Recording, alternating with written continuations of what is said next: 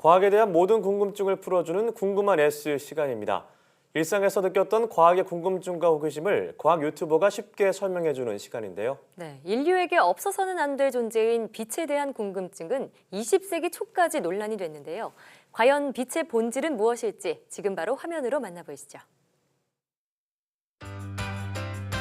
안녕하세요. 과학의 모든 궁금증을 해결하는 궁금한 S의 이호종입니다. 궁금한 S와 함께할 오늘의 이야기 만나볼게요. 아주 오래전부터 인류는 빛의 본질에 대한 호기심을 품어왔습니다. 본격적으로 빛에 대한 연구는 17세기부터 진행되었는데요.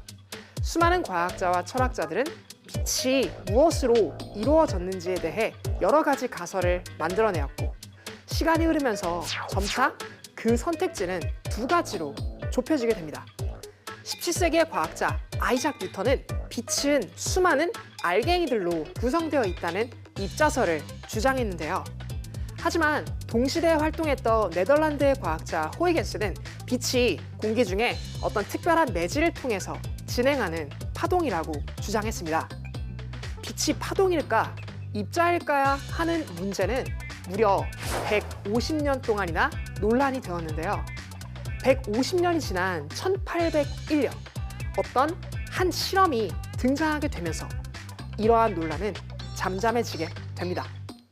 그 실험은 바로 토마스 영의 이중슬릿 실험입니다. 이중슬릿 실험이 무엇인지 궁금한 S와 함께 알아보도록 하겠습니다. 실험에 앞서 필요한 재료를 소개해 드릴게요.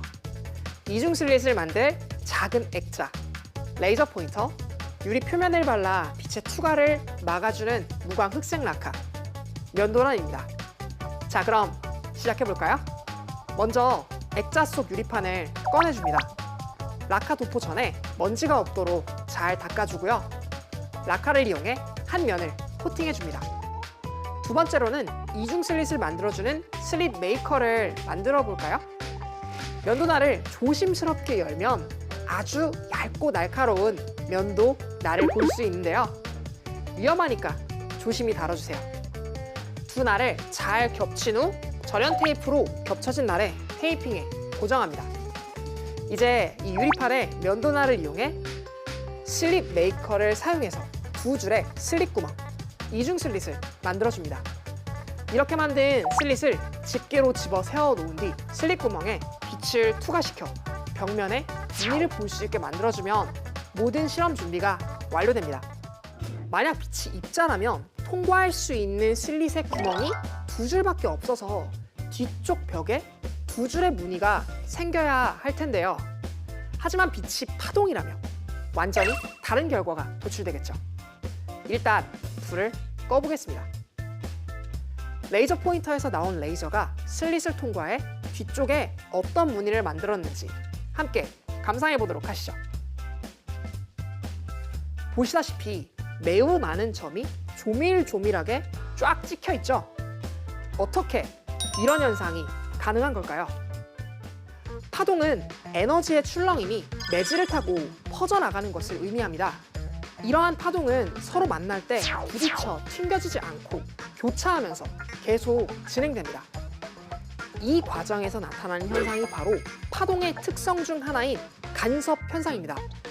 서로 다른 두 개의 파동이 만나게 되면 그 파동의 출렁임에 따라서 서로의 진동 방향이 같은 상태로 만나 더욱 강한 진동을 만들어주는 보강 간섭과 서로의 진동 방향이 거꾸로인 상태로 만나 진동을 약화시키는 상쇄 간섭이 나타나게 되죠.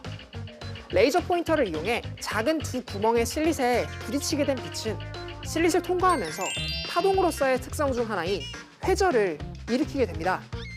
이 회절된 두 줄기의 빛이 서로 만나게 되면서 스크린에서 보강 간섭과 상쇄 간섭을 번갈아 일으키게 되어 이렇게 많은 점이 찍히도록 만들어주게 되는 것입니다.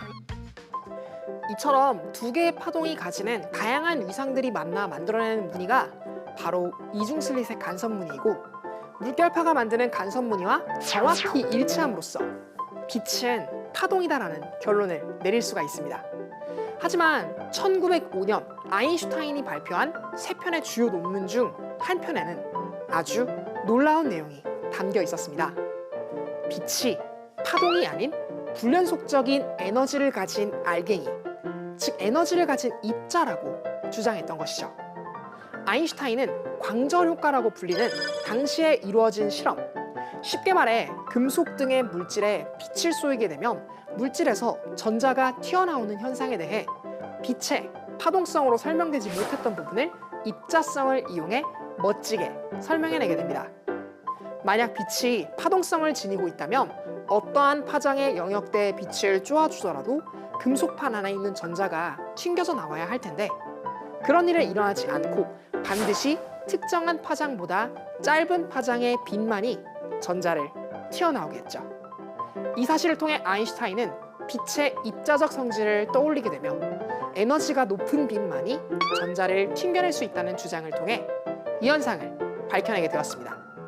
이후 컴포턴의 산란 등의 빛의 입자성을 증명할 수 있는 실험이 추가로 등장하게 되면서 빛의 입자적 성질이 공고해지게 됨과 동시에 여전히 파동적 성질을 잃지 않았던 것을 고려하여 현재는 빛의 파동성과 입자성을 동시에 지니고 있는 이중성을 띤 대상으로 인식되고 있답니다. 그럼 궁금한 S는 이만 인사드릴게요. 과학에 대한 궁금증이 있다면 언제든 사이언스 투데이 페이스북에 댓글을 남겨주세요. 이상 궁금한 S였습니다.